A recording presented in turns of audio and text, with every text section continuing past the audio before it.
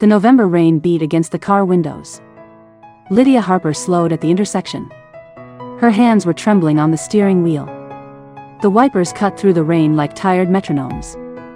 She had just finished her night shift at the hospital. And all she wanted was sleep. The light from a police cruiser blinked ahead of her house. Blue and red reflecting on the wet pavement. For a second she thought maybe a break-in next door. But the officer was standing at her front gate. He looked up as she stepped out. "Are you Lydia Harper?" His voice was firm beneath the rain. "Yes, I am."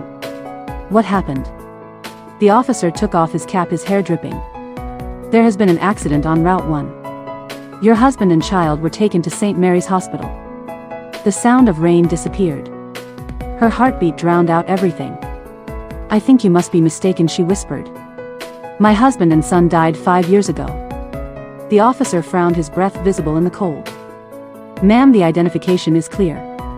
Daniel Harper, age 35. And the boy named Adam Harper." Lydia stood still, unable to move. The wet gravel under her shoes felt unreal. She wanted to argue, but no words came. "I'll take you to the hospital," the officer said quietly. She nodded slowly and followed him into the car. The streets of Bar Harbor were empty. The sea wind pressed against the windshield. Streetlights stretched across puddles like broken ribbons. Lydia stared outside but saw only fragments of memory. The dock that morning 5 years ago. Daniel waving from the boat with their little boy. The sky bright blue. The sound of gulls. And later the silence when the boat never came back. The police car turned into St. Mary's Hospital. Its lights reflecting against glass doors. Inside the lobby the smell of disinfectant and coffee mixed. A doctor and a woman from social work were waiting. "Mrs. Harper," the doctor said softly. "Your husband is in intensive care. He suffered severe head trauma. Your child has minor injuries but he is disoriented." Lydia gripped the counter. Her hands were freezing. "Is it really them?" "We checked fingerprints and identification. It's Daniel Harper. But the child says his name is Ethan. He believes the woman who was with him is his mother." Lydia's stomach twisted. "What woman?" The social worker glanced at her notes. "Rebecca Cole. She was in the passenger seat. She's being treated down the hall." Lydia's breath caught. Rebecca. She remembered that name. Daniel's former accountant from the construction company in Bangor. She had seen her once at a company dinner. A friendly smile, a silk dress. Now she was in Daniel's car with Adam. The doctor hesitated. "Mrs. Harper, your husband is unconscious." The woman and the boy were registered under the names Ethan and Rebecca Cole. It appears they were living together in Portland. Lydia's knees almost gave out. Her voice cracked like glass. "He took my son. He faked their deaths." The social worker placed a hand on her shoulder. "Please try to stay calm. You can see the child now." The hallway stretched endlessly. The sound of machines. Nurses moving quickly. Judith, the social worker, stopped before a door. Through the frosted glass Lydia saw 2 shadows. She opened the door. The boy turned first. A small figure on the hospital bed. Bandages across his forehead. Light brown hair, the same shade as Daniel's. Her son. Lydia took 1 step forward. Her breath caught. Rebecca sat beside him holding his hand. Her arm in a cast. When their eyes met, the air froze. Rebecca's face turned pale. "Lydia." She whispered the name as if seeing a ghost. The boy looked between them. His eyes uncertain. "Mom, who is she?" he asked Rebecca. That word stabbed through Lydia's heart. "Mom." Rebecca tried to calm him. "It's okay, Ethan." Lydia's voice trembled. "His name is Adam Harper. He's my son." Judith gently took Lydia's arm. "Let's step outside, Mrs. Harper." But Lydia didn't move. She looked at the boy. His face had changed. He was taller, leaner, but the same eyes. The same dimples when he blinked in confusion. "Do you remember me?" Lydia asked softly. The boy shook his head. "I'm sorry, I don't know you." Tears blurred her vision. She turned away. In the corridor, Judith spoke quietly. Your husband remains in critical condition. The police are investigating the situation. Rebecca is conscious and under supervision.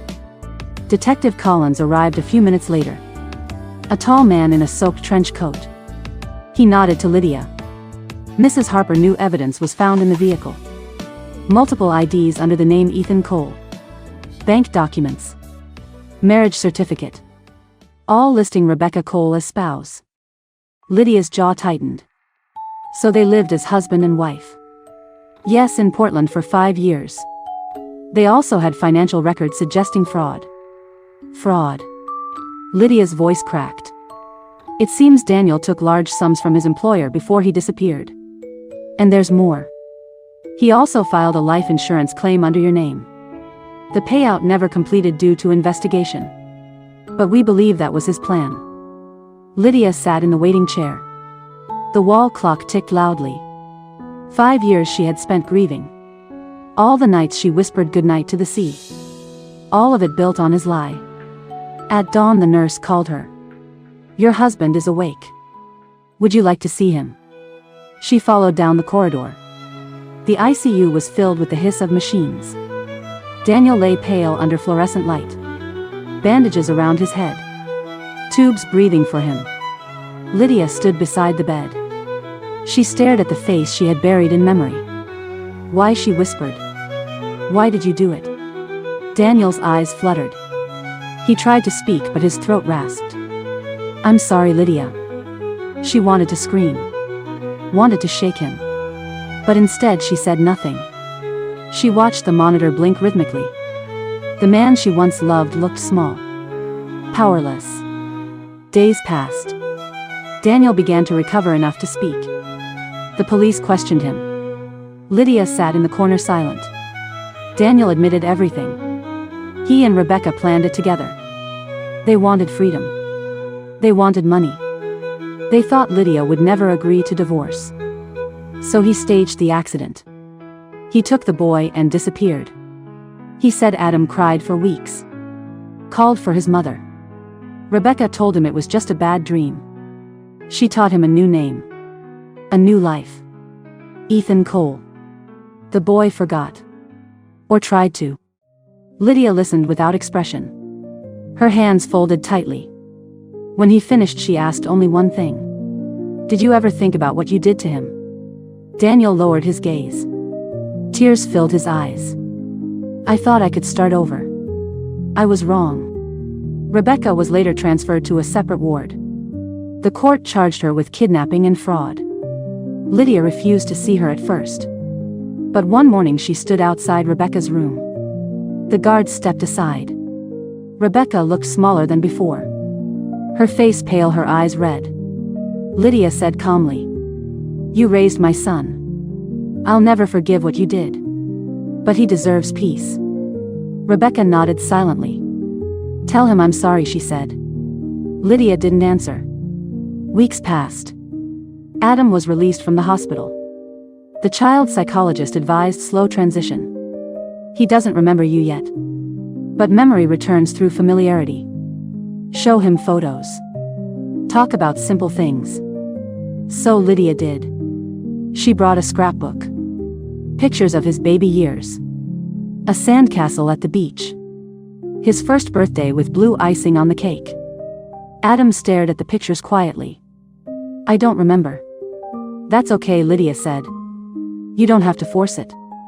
You just have to be yourself. Days turned into weeks. He began to ask questions. Are you really my mom? Yes. I gave birth to you. Is Dad a bad man? He made terrible choices.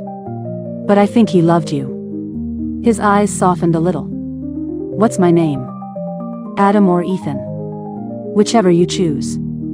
You are still you. Months later the court granted temporary custody to Lydia. Visits with Rebecca allowed once a month. Supervised by social workers. Daniel was sentenced to 8 years in prison. Rebecca received 5. By early summer the air in Bar Harbor turned warm. The harbor glittered under sunlight.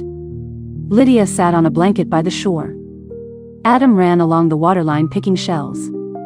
The gulls circled above, calling softly. He ran back. Look, Mom, a shell. His small hand opened a spiral shell glowing pink. Beautiful, she said. We'll add it to your collection. He smiled and ran again into the surf. Lydia watched him. The wind carried the smell of salt and pine. 5 years ago the sea had taken everything. Now it gave something back. Not the same. But enough to begin again. She whispered to herself. This is family. Not perfection. Not blood alone. But choosing to stay. Choosing to love. Choosing to rebuild. The waves rolled softly. Adam's laughter rose above them. And for the first time in years, Lydia smiled without pain.